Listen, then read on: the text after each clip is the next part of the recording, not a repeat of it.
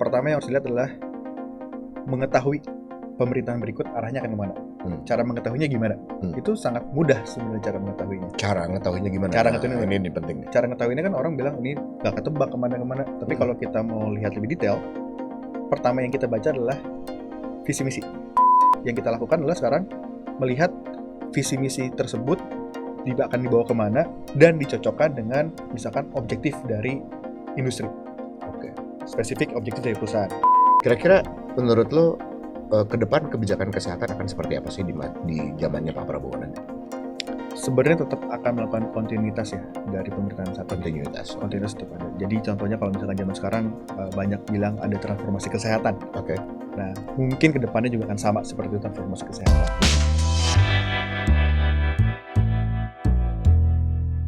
Marendra Cahya Sadikin. Arif Budiman. Selamat datang, Bung.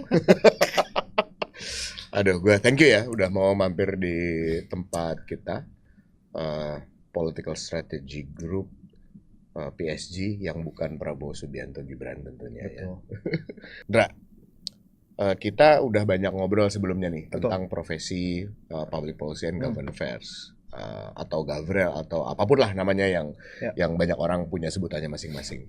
Nah sekarang gue secara spesifik ngundang lo spesial karena gue tahu lo udah punya pengalaman yang sangat bagus, pengalaman yang sangat panjang di dunia, terutama di dunia government relationsnya ya. Dan lo udah punya pengalaman lama, selain juga di korporasi, sekarang lo juga pernah punya pengalaman di NGO, terutama NGO dari luar negeri ya. Profesi ini dari narasumber sebelumnya juga kita udah banyak membahas. Nah, sekarang ini kan lagi era transisi. Nah, gue pengen nanya sama lo secara spesifik dan terutama lo kan kerja di industri yang juga spesifik ya, industri kesehatan di dunia farmasi ya katakanlah.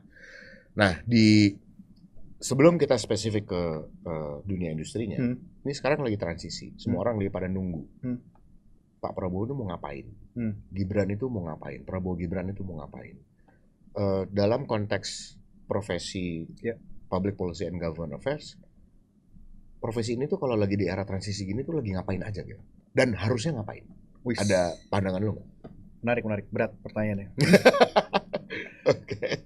Jadi kalau dilihat ya, sebenarnya nggak senior amat Pak, saya di sini masih junior lah untuk dunia di PPJ ini. Start 2009, Pak Arif juga yang ngajak ya awal-awal. Jadi ya perspektifnya tadi tanya tentang langsung ke transisi nih, nggak langsung ini Pak ya, nggak langsung apa profesinya ngapain aja kita langsung. Nah, nanti kita gali itu. Tapi yang paling penting adalah ini zamannya lagi nungguin sampai Prabowo dilantik tuh, profesi ini tuh harus ngapain aja? Iya. Mungkin udah sekitar 3 periode presiden atau 2 periode presiden nih biasanya kan. Start mulai 2009 tuh kita ngapain aja buka. Nah, sebenarnya yang paling memudahkan bagi kita adalah pertama yang harus dilihat adalah mengetahui pemerintahan berikut arahnya akan kemana. Cara mengetahuinya gimana? Itu sangat mudah sebenarnya cara mengetahuinya. Cara ngetahuinya gimana? Ini penting nih. Cara ngetahuinya kan orang bilang ini gak ketebak kemana-kemana. Tapi kalau kita mau lihat lebih detail, pertama yang kita baca adalah visi misi. Oke. Visi misi capres. Waktu kampanye ya. Waktu kampanye dan mungkin sudah terpilih. Pokoknya ketika zaman ini kita baca visi misi capres, kita lihat per sektor itu akan dibawa kemana ke depannya. Dan setelah kita baca visi misi capres sebenarnya yang menarik adalah kalau sekarang kita ngelihat dari rencana menengah jangka panjang RPJMN. Kan kalau sekarang tuh ada lagi RPJMP untuk yang 2045. Itu juga kita bedah tuh. Oke. Jadi sebelum kita melakukan engagement misalkan dengan para stakeholder baru itu, kita pertama mengerti dulu mereka mau dibawa kemana. Cara mengertinya tadi baca visi misi, baca RPJMN, dan juga mungkin sekarang baca juga Indonesia 2045 mau bawa kemana. Dari situ kita baca tuh. Dan tambahan lagi mungkin nanti ketika pidato presiden, kita lihat tuh arahnya pidato presiden arahnya bawa kemana. Jadi itu kita lihat dulu semuanya. Yang kita lakukan adalah sekarang melihat visi misi tersebut akan dibawa kemana dan dicocokkan dengan misalkan objektif dari industri. Spesifik objektif dari perusahaan. Cocokkan nih objektif perusahaan kita ke depan. Itu harus align dengan visi misi presiden. Jadi kita lihat tuh sampai sejauh mana. Dan ini tuh sifatnya nggak living document ya Pak, mengikuti ya, karena menteri-menteri belum terpilih dan lain-lain belum terpilih. Yang kita lakukan adalah memang mengikuti perkembangan tersebut. Setelah kita baca, yang kita lakukan adalah melakukan engagement dengan ya tadilah capres terpilih atau tim capres terpilih tersebut sampai sejauh mana. Kita lihat, kita diskusi sih sebenarnya arahnya mau dibawa kemana. Lebih ke arah situ dulu sih. Tahap pertama itu dulu. Jadi kita baca dulu dari visi misinya. Visi misi. Terus dikontekstualisasi dengan dokumen-dokumen pemerintah yang ada. Betul. Nah, sekarang pertanyaannya gini, untuk bisa tahu apa isi kepalanya Pak Prabowo nih misalnya gitu ya sebagai presiden terpilih. Katakanlah lo kan sekarang kerja di sektor kesehatan gitu ya, sektor farmasi gitu. Untuk bisa mengetahui sektor itu secara spesifik kita baca visi misi. Visi misi itu kan sifatnya umum ya, global banget gitu. Betul. Terus lo cari lagi, lo gade lagi di RPJMN, kemudian di rencana pemerintah tahun 2025 gitu ya, ada macam-macam lah ya dokumen-dokumen yang bisa kita baca kita pelajari. Tapi kalau misalnya pertanyaannya spesifik untuk bisa mengetahui isi kepala Pak Prabowo, karena visi misi capres kan semuanya sama aja. Sama aja betul. Nah ini gimana caranya? Tips dari lo untuk bisa tahu gimana sih kalau pertanyaannya adalah isi kepalanya presiden terpilih secara spesifik gitu? Ada satu hal mungkin yang memang jarang dilakuin Pak. Dulu tuh saya senang sekali melihat ketika presiden-presiden ini pidato. Konteksnya di mana aja pidato tersebut. Misalkan konteks yang sekarang lagi diajak kemarin ya presiden terpilih kita di mana? Di forum kan di Uni Emirat di daerah nah, itu dilihat juga. Terus ketika dia melakukan pidato-pidato ketika kampanye itu seperti apa, lihat dari seperti itu. Nah, caranya untuk mengetahui isinya lagi gimana adalah berbicara dengan timnya juga.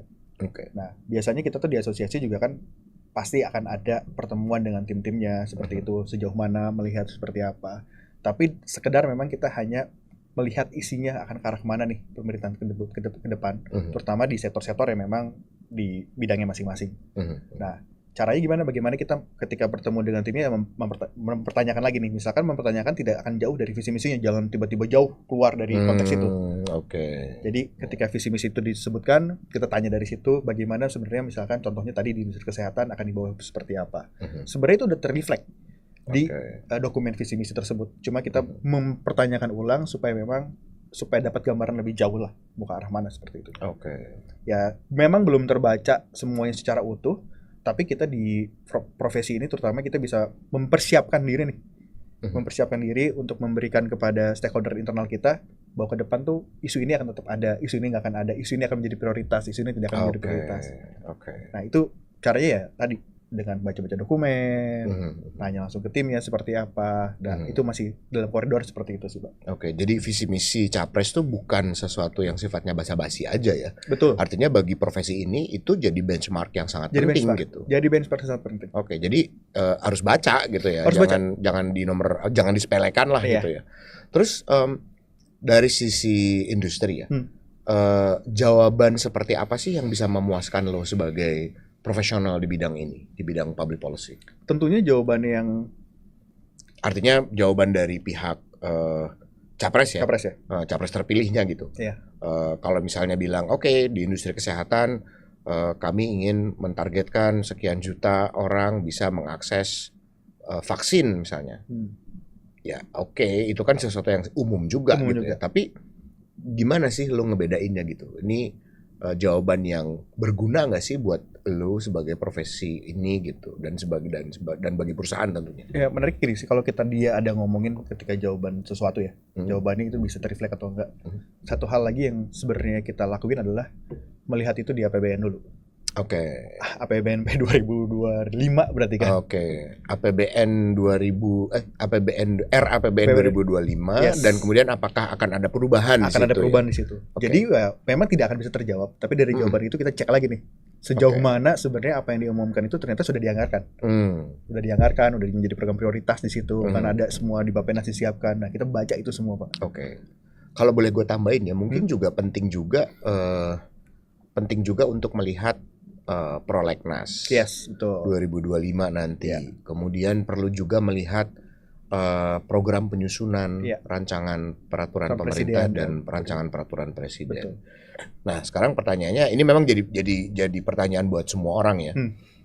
Keterbukaan pemerintah untuk bisa menginformasikan kepada publik. Dan sebetulnya sih sudah ada. Ya, betul. Dokumen-dokumen itu sudah ada. Ketika itu sudah ditandatangan, sudah diundangkan dalam lembaran negara gitu ya, atau misalnya kalau dalam hal ini keputusan presiden ya.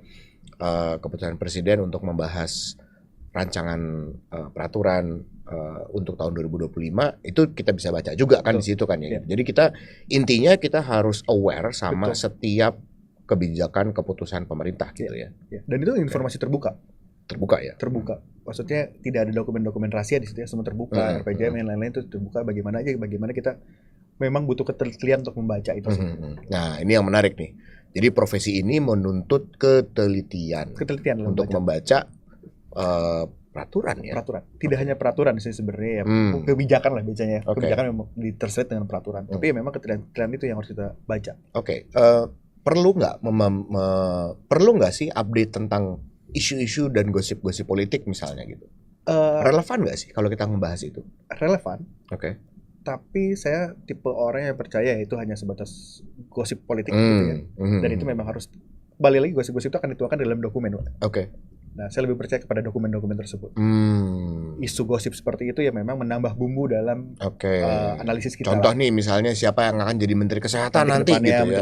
Ya kan banyak tuh nama-nama tuh. Kita analisa juga. Jadi kalau misalkan dalam masa transisi yang kita lakukan dari pertanyaan ya kita menganalisa lah kira-kira dari calon-calon menteri ini siapa aja, terus efeknya nanti akan seperti apa, impactnya, apakah akan ada keberlanjutan di program atau tidak, kita juga menganalisa Pak dari calon-calon tersebut. Menganalisa artinya itu kan udah nyampe ke figur ya, betul. Sosok pribadinya gitu ya. Siapa sih misalnya contoh nama yang beredar sekarang nih? Siapa sih nama yang beredar Menteri Kesehatan deh di sektor lo gitu? Ya, contohnya misalkan Pak BGS akan lanjut atau tidak. Pak BGS. Kalau Pak BGS lanjut, kira-kira kebijakan akan seperti apa? Kira-kira hubungan Pak BGS dengan Pak Prabowo seperti apa? Apakah Pak BGS bisa memahami apa yang diinginkan oleh Pak Prabowo atau tidak? Apakah Pak BGS mampu bertahan dalam menghadapi aspirasi politik dari partai-partai lain misalnya gitu ya? Misalnya seperti itu. Itu jadi satu hal yang penting ya? Penting untuk kita analisa sih. Karena karena ketika memang ini pemerintahan ini akan terbentuk, kita kan melakukan analisa calon-calon tersebut Pak. Nah, dalam melakukan analisa calon-calon tersebut juga tidak dipungkiri misalkan engagement kita harus seberapa besar effortnya. Gitu kan, ketika misalkan calon ini baru, kita akan memulai engagement baru lagi. Kalau misalkan tetap orang yang sama, engagementnya mungkin kita melakukan engagement dengan metode yang sama. Kalau orang ini kita harus pakai metode yang baru. Jadi memang akan berpengaruh itu sih si calon-calon pembuat kebijakan nantinya tuh. Jadi ini profesi yang challenging ya, artinya ya harus selalu update, harus bisa baca peraturan, harus juga bisa menginterpretasi suatu peristiwa gitu. Dan yang menarik juga sebenarnya kalau kita melakukan di profesi ini, itu tidak hanya melihat calon menteri, tapi level kedua di bawah menteri pun kita akan analisa. Dirjen. Level deputi, level dirjen. Ketika menterinya ini apakah dirjen-dirjen ini akan berganti juga kan? Apakah dirjen ini akan ada yang baru atau tidak? Nah, kita juga sampai melihat sampai sejauh itu sebenarnya. Sejauh apa sih perusahaan itu kepo terhadap perubahan-perubahan seperti ini? Perubahannya lebih ke arah kebijakan aja sih Pak. Jadi nggak akan untuk apa perusahaan itu mengetahui kebijakan? Nah, kebijakan itu nanti seperti yang saya bilang di awal tadi, bagaimana kita bisa mengelainkan kebijakan, misalkan contoh pemerintah Indonesia dilainkan dengan objektif dari perusahaan. Jadi yang akan mengikuti itu perusahaan ya. Perusahaan mengikuti pemerintah gitu ya. Tergantung nanti ada win-win solution seperti itu. Nanti kan memang kita memberikan analisa kepada perusahaan kan. Nih pemerintahan ke depan akan seperti ini, posisi perusahaan akan seperti apa. Tidak hanya perusahaan, mungkin posisi asosiasi juga nanti akan seperti apa. Asosiasi juga penting. Juga penting untuk melihat pemerintahan ke depan seperti apa. Sejauh ini dari pengalaman lo, pemerintah terbuka nggak sih untuk mengakomodir sudut pandang perusahaan ya? Sejauh ini dari pengalaman ada hal-hal yang sifatnya terbuka dan juga memang sifatnya ada hal-hal yang belum ada isu-isu mungkin ya, beberapa isu sifatnya terbuka, ada juga beberapa isu yang mungkin karena masih dalam penggodokan juga, jadi tidak terlalu terbuka seperti isu yang misalkan godokannya udah matang seperti itu. Padahal memang ketika isu-isu lagi lagi dimasak ya seperti itu, kita juga sebenarnya ingin memberikan bumbu kan dalam masakan seperti itu. Ingin memberikan bumbu dalam masakan. Ini pemerintah terlalu asin nih gitu ya, dikurangin dikit lah gitu. Kita juga ingin memberikan bumbu, caranya ya dengan berbagai cara, ada asosiasi dan lain-lain seperti itu. Kita juga ingin mengetahui sih. Di sektor yang lo geluti, pemerintah cukup terbuka dengan So far ya cukup terbuka sih. Stakeholders. Ah, Cukup terbuka. Cukup terbuka untuk saat ini, sangat terbuka. Ada perbedaannya nggak dari tahun ke tahun atau dari presiden ke presiden dari pengalaman lo gitu? Oh, di masa SBY misalnya pemerintah apakah pemerintahnya lebih terbuka atau tertutup kepada stakeholders swasta gitu? Kebetulan ya, ketika saya menggeluti ini dari sektor-sektor berbagai sektor itu yang saya ikutin terbuka semua tuh, Pak. Terbuka semua. Semua. Jadi dalam artian ya memang nggak sampai 100% terbuka, kalau kita ngitungin persen 80% terbuka lah itu semua. Jadi ruang itu sebenarnya ada. Ruang kita untuk memberikan input, ruang kita memberi masukan itu dibuka sebenarnya. Sangat dibuka. Jadi ya bagaimana sebenarnya kita tetap mengikuti perkembangan itu sampai sejauh mana sih. Jangan sampai kita terlewat ketika lagi membahas sesuatu. Ya intinya kita tetap berkomunikasi dengan para stakeholder ini supaya memang apapun isunya kita tetap ikut terlibat dalam memasak tadi. Jadi memang ya profesi ini kalau menurut pandangan gue ya memang sangat dekat dengan dunia yang disebut sebagai demokrasi ya. Betul. Jadi dan pemerintah, gue senang banget lo sebagai pelaku di sektor kesehatan terutama bisa menyampaikan bahwa oh pemerintah kita ternyata dari dulu udah cukup terbuka gitu ya. Oke. Nah itu dari sisi sektor sekilas ya tentang masa transisi gitu. Dari sudut pandang profesi nih, gue mau tanya, kira-kira menurut lo ke depan kebijakan kesehatan akan seperti apa sih di zamannya Pak Prabowo nanti? Sebenarnya tetap akan melakukan kontinuitas ya dari pemerintahan saat ini. Kontinuitas tetap ada. Jadi contohnya kalau misalkan zaman sekarang banyak bilang ada transformasi kesehatan. Nah mungkin kedepannya juga akan sama seperti transformasi kesehatan. Jadi tidak akan terlalu banyak jauh berbeda kecuali ditambahkan mungkin tadi ada makan siang gratis dan lain-lain gitu kan. Nah efek itu nanti makan siang gratis dan lain-lain itu balik lagi kalau kita akan melihat sejauh mana itu akan menggeser program-program yang udah prioritas lainnya. Jadi kan memang saat ini sudah ada program prioritas. Apakah nanti dengan adanya isu baru ini akan menggeser program prioritas ini? Udah ada tanda-tanda belum? Kan ini udah keluar nih, RKP udah keluar. Udah keluar, tapi sejauh ini memang ada tanda-tanda, tapi bagaimana kita sebagai BPJ juga sebenarnya memberi masukan supaya tetap program prioritasnya harus tetap jalan. Karena program prioritas ini kan isunya bagaimana keberlanjutan ya. Apakah ada program prioritas yang digeser kalau dari pengamatan lo di RKP 2025? Kemungkinan ada beberapa. Apa tuh yang tapi bergeser? Sejauh apa kita masih tetap harus menilai dulu sih, Pak. Sejauh apa, karena kan belum terpilih juga ya, belum ini ya. Jadi sejauh ini ya kita tetap meyakinkan bahwa program prioritas akan tetap berlanjut. Dan belum ada tanda-tanda ada pelonjakan di mata anggaran tertentu gitu? Kita belum lihat sih. Belum lihat. Belum menganalisa sampai anggaran yang tadi itu sampai sejauh mana pergeserannya di tiap direktorat itu belum sampai sejauh. Dan ini juga jadi menarik ya karena ketika kita bicara di sini. Perspektif kita adalah perspektif pelaku ya, artinya kita bukan akademisi gitu. Betul. Ya, bukan pengamat gitu, tapi ada kepentingan yang bersinggungan langsung di tempat kita bekerja gitu. Jadi profesi ini memang betul-betul menjadi jembatan ya antara pemerintah dan sektor swasta terutama.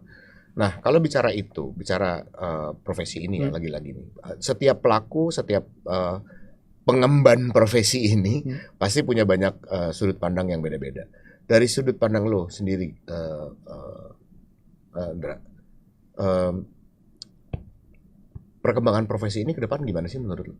Anak-anak muda yang sekarang cari-cari kerja misalnya gitu ya, punya nggak sih kesempatan untuk berkarir di bidang ini? Cerita dikit berarti ya, ketika dimulai 2009 tuh yang mungkin bisa bikin saya banyak sudut pandang perspektif. Karena tidak hanya misalkan PPJ yang awalnya di company perusahaan terus. Nah perbedaannya adalah saya pernah dianggapnya di legislatif. Pernah jadi staff di legislatif. Pernah di eksekutif. Dan pernah ada di NGOs. Dan pernah ada di industri, Pak. Wah, komplit ini. Jadi sudut pandang itu komplit. Jadi lo pernah kerja di DPR? Legislatif lah. Terus di pemerintah. Membantu pemerintah ya. Membantu pemerintah. Di NGO. Di NGOs. Dan di company. Nah, masing-masing sebenarnya kalau ngelihat dari situlah adalah memang mereka butuh analisa terkait kebijakan. Terkait analisa kebijakan. Nah, dalam kita mencari analisa kebijakan, itu kita butuh juga masukan dari teman-teman yang lain. Nah, contoh di legislatif. Misalkan dari sisi legislatif, ketika kita membuat satu kebijakan, kita butuh masukan dari teman-teman company. Kita butuh teman-teman masukan dari teman-teman NGO, butuh masukan dari teman-teman pemerintah. Jadi semua itu sebenarnya membuat sudut pandangnya ketika membuat satu kebijakan itu akan seperti apa. Jadi kalau lihat dari profesi sekarang, bahkan ketika bekerja di development project, itu juga ada yang namanya public policy. Tapi mungkin dikemasnya bukan public policy atau government affairs, lebih namanya enabling environment. Enabling environment, oke. Enabling environment, bagaimana kita bisa mengenable si environment ini sebelum project ini jalan terus nih, Pak. Nah, jadi perspektif itu sebenarnya yang kita lihat bahwa dalam membuat satu kebijakan itu dibutuhkan ruang-ruang untuk bagaimana teman-teman itu memberikan masukan. Oke. Nah, mungkin bedanya gini, ketika di legislatif ya, legislatif heavy yang lebih banyak ke sana. Eksekutif kalau dari company ya, mungkin objektifnya company seperti apa, NGO seperti apa. Nah, kalau lihat dari perkembangan profesi ini, jadi tidak hanya industri aja yang butuh nih, Pak.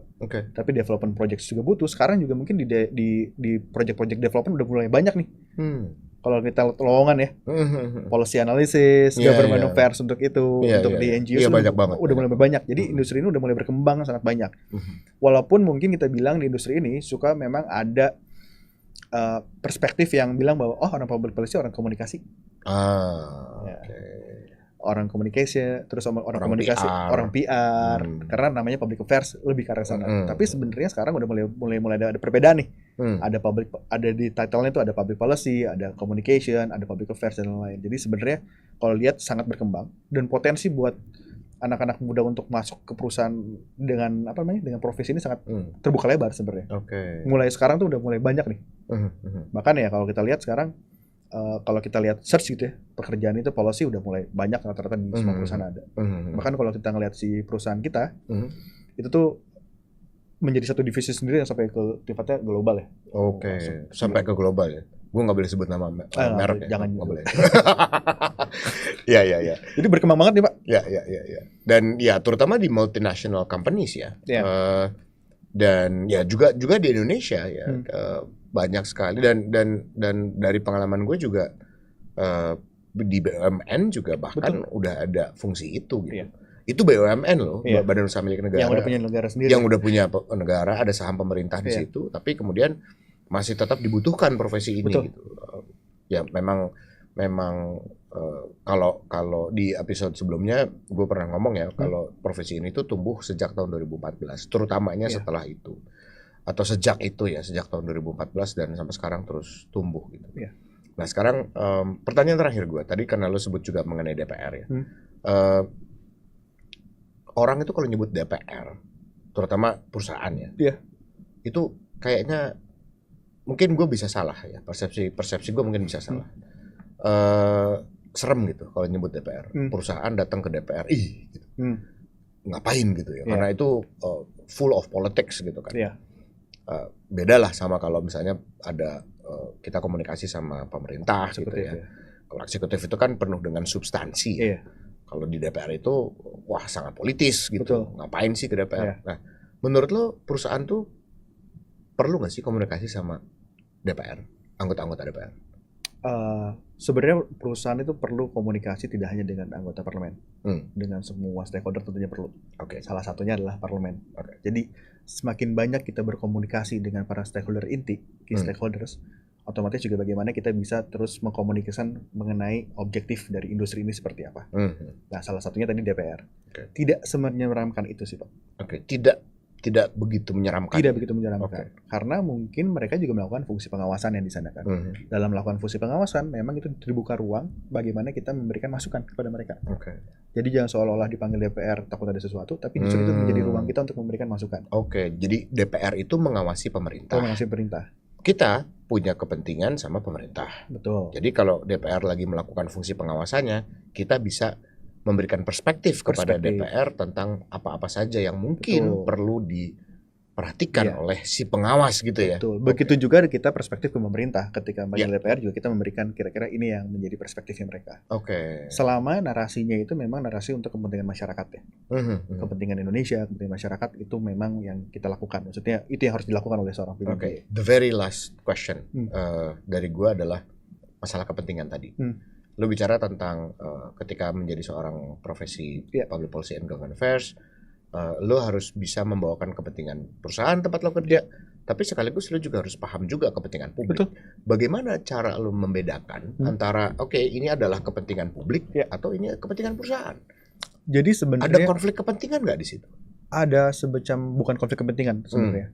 Yang selalu menjadi narasi saya pribadi sebenarnya adalah bagaimana sebenarnya ini semua objektif adalah untuk kepentingan masyarakat. Justru battle-nya nih kalau kita lihat, battle ke internal perusahaan lah. Bahwa kita sebenarnya ini membawa kepentingan buat masyarakat. Battle ground-nya justru ada di perusahaan untuk perusahaan bisa internal. Memahami kepentingan publik. Kepentingan publik.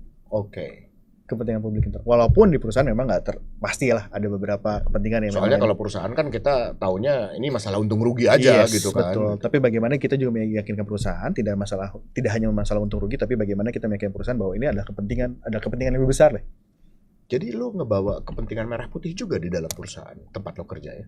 Iya, mau nggak mau. Karena PPJ kalau misalkan dari dulu nih ya, yang nggak pernah kerasa ketika kita kerja di bagian public policy advokasi seperti ini adalah yang menjadi passionnya adalah bagaimana kita memberikan impact yang besar kepada masyarakat.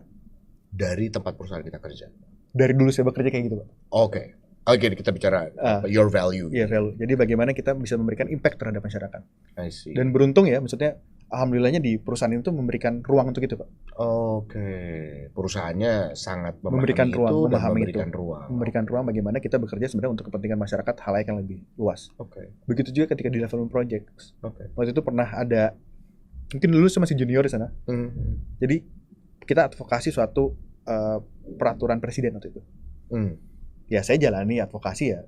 Jalani aja ya, maksudnya kita bisa merubah, ada beberapa kepentingan masuk. Presidennya siapa nih waktu itu? Masih Jokowi. Udah Jokowi. Maksudnya peraturan seperti ini kita lakuin gitu ya. Yang kita rasakan adalah bahwa sebenarnya apa yang kita lakukan ternyata berimpact sangat besar untuk masyarakat Indonesia. Padahal yang saya lakukan adalah bagaimana sebenarnya memasukkan semua kepentingan itu supaya bisa masuk ke dalam peraturan presiden tersebut. Jadi ini penting nih. Kerja untuk perusahaan asing atau di sebuah perusahaan asing, terutama dalam profesi public policy and government affairs, kita tidak bisa dikatakan juga bahwa kita ngebela kepentingan asing gitu ya. Banyak yang bilang seperti itu kan? Banyak yang bilang kayak gitu, tapi ternyata ini justru ruang untuk bisa mengangkat bendera kita tinggi-tinggi gitu ya. Justru kita akan menjadi jembatan sebenarnya. Bagaimana sebenarnya kita sebagai orang Indonesia menjadi jembatan untuk kepentingan kita juga bisa diakui oleh perusahaan global tersebut. Itu yang menarik. Dan memang battle-nya adalah meyakinkan perusahaan internal. Selain meyakinkan stakeholder, meyakinkan internal juga itu sangat penting.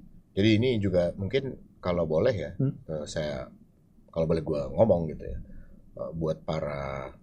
buat mereka yang bekerja di pemerintah atau pemerintahan mungkin perlu juga mencatat ini ya, bahwa orang-orang Indonesia yang kerja di perusahaan asing, apalagi kalau dalam konteks public policy, jangan dilihat kayak antek asing gitu ya, seolah-olah gitu ya. Padahal kita juga, itu ruang juga buat kita untuk bisa mengibarkan bendera merah putih gitu, katakanlah begitu ya. Karena itu kesempatan kita sih sebenarnya. Bagaimana ada kepentingan merah putih ya, untuk tetap bisa diperjuangkan di perusahaan.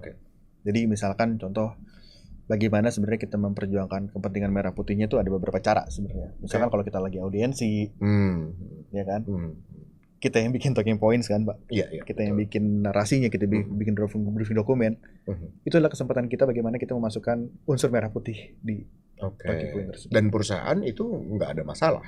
Seharusnya tidak ada masalah. Seharusnya tidak ada masalah. Karena ya briefing dokumen kayak gitu pasti kan udah reviewnya sudah sampai tingkat Jadi legal. Kalau mau belajar tentang bagaimana menjadi profesional di bidang ini, silahkan belajar sama Marendra Cahya Sadikin di podcast PSG. Menarik sih si isu PPJ ini ya, maksudnya profesi ini, Pak. Yang membuat saya tetap betah di profesi ini adalah tadi bagaimana kita tetap bisa memasukkan value kita, Pak. Yang itu rasanya lebih kena aja kalau misalkan kebijakan ini sesuai dengan value kita. Ada kepuasan gitu ya. Ada kepuasan. Memang ya tidak terlihat ya, karena ternyata dengan ada kebijakan ini bisa mempengaruhi begitu banyak masyarakat Indonesia kan. Kita tetap di belakang layar semua. Ada harapan untuk Presiden terpilih Prabowo Subianto ke depan dari sektor ini? Dia tetap melakukan transformasi kesehatan. Jadi apa yang udah dilakukan sekarang udah line ya, maksudnya udah sesuai lah. Tapi memang juga tidak bisa dibilang sesuai karena seperti biasa ya, sebuah kebijakan tidak akan bisa memuaskan semua pihak ya. Jadi tetap dengan di sektor ini dengan transformasi kesehatannya, dan mudah-mudahan bisa continuity tanpa menyampingkan program prioritas yang sudah berjalan. Jadi program prioritas yang sudah berjalan, jalankan dengan adanya keberlangsungan, ditambah dengan program-program yang mungkin kepentingan presiden sekarang. Jadi pesannya adalah tetap menjalankan program prioritas. Karena itu yang udah dilakukan selama bertahun-tahun deh. Berharap Budi Gunadi Sadikin bertahan atau ada harapan apa? Harapannya ya buat kepentingan bangsa mana aja yang lebih baik sih. Mana aja yang lebih baik. Oke. Kenapa lo jadi diplomatis begini sekarang? Buat kepentingan masyarakat apa aja lebih baik. Marendra Cahya Sadikin, terima kasih sudah Sama-sama. mampir. Kita jangan bosan-bosan. Nggak akan bosan? Kita akan gali terus. I will steal whatever you have in mind for the good of the people. Sama-sama. Terima kasih juga udah Thank you. diundang nih, Pak. Terima kasih.